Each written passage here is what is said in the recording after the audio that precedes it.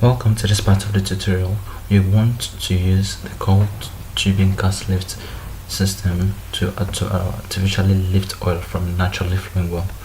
Now, if you look at this model, which we have here, the pressure at 4,000 and the water cut at 0, we'll discover the absolute flow potential is 23,498 with a formation PI of 10 and a skin of 2.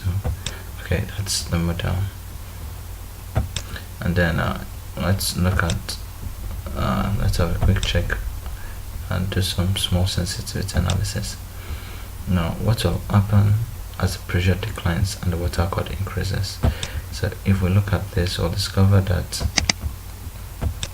you'll have production at 4,000 psig at all water cuts, as irrespective of the water cut, the well will still produce. At 3,000 there is production, okay, up until 40% water cut.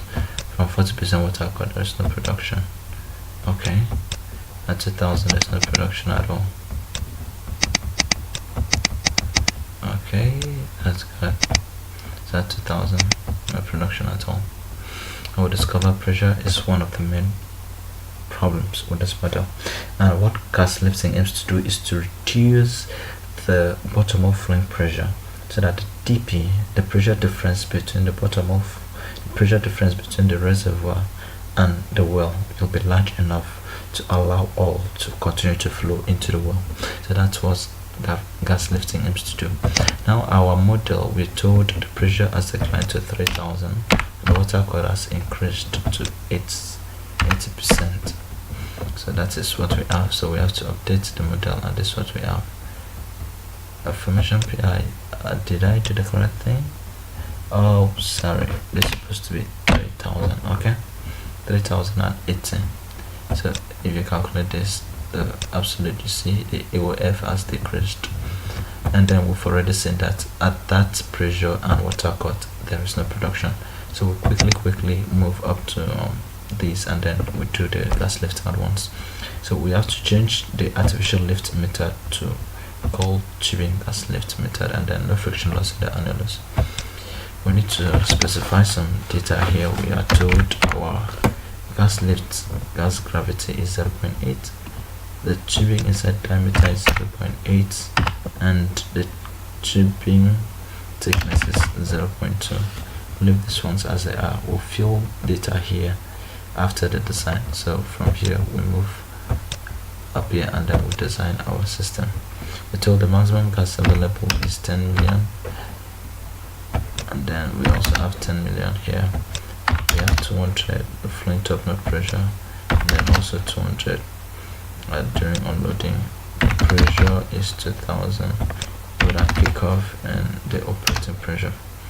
Okay, the desired DP across valve is 50, and then the maximum depth of injection is 7,500. Our water cut, of course, is 80, and then our static gradient of fluid is 0.6. These are things you get.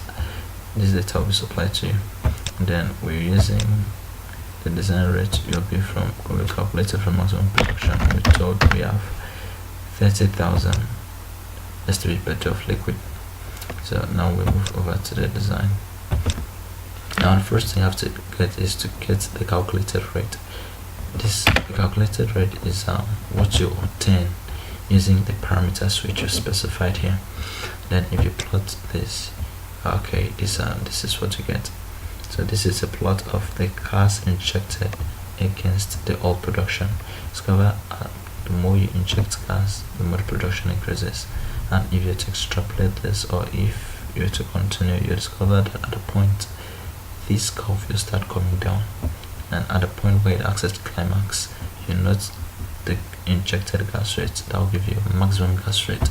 But we want to optimize this production. We don't want to maximize it, we want to optimize as to increase the lifespan, and then in order to get more in order to increase our revenue, to maximize revenue, and then to maximize production, to increase lifespan and other things.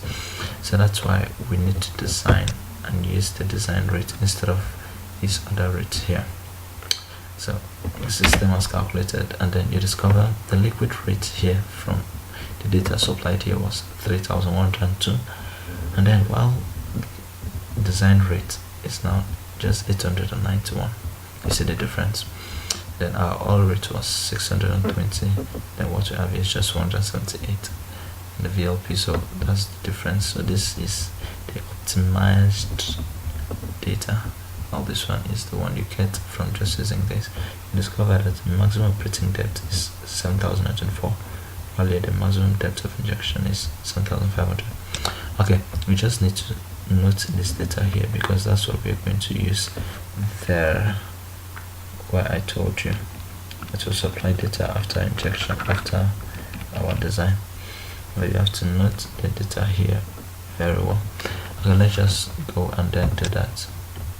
So you come back here and then, so we're using specified injection depth, and our depth is 5905.08.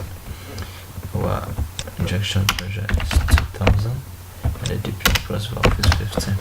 Now if you're using the optimum injection depth, then you need to use the 7024, else you use what you have here. I'll take you to the screen once again to see, so as to confirm. So this is what we're doing.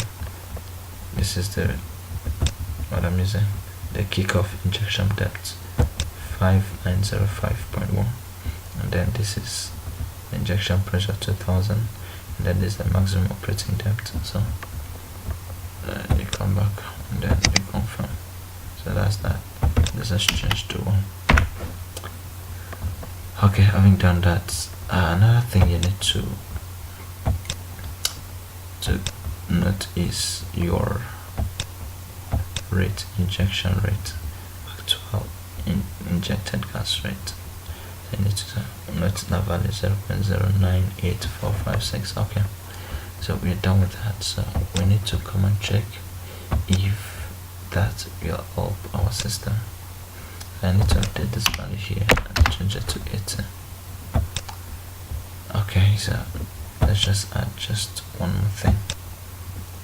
We have the rate of 0.098451.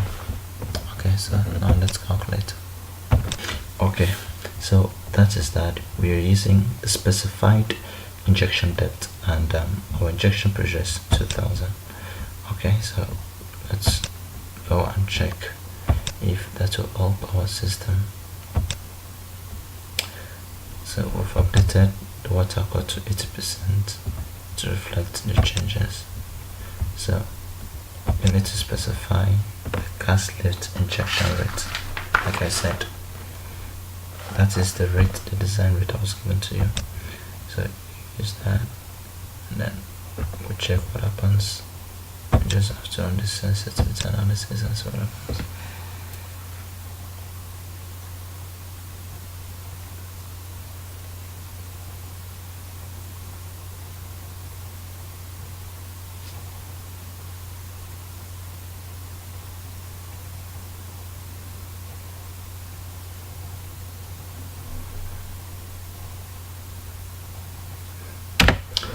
Okay. At 1000, there's still no production. Okay, what happens at 2000? At 2000, there is production at all water cut, although the production is actually very low. Yeah, at least there is production up to 2000. At 3000, there is production at all water cut. So you see, our system is not working. So that is that. So you can also do more the analysis and check what happens if this rate increases. Perhaps maybe to 0.51 becomes 1.5.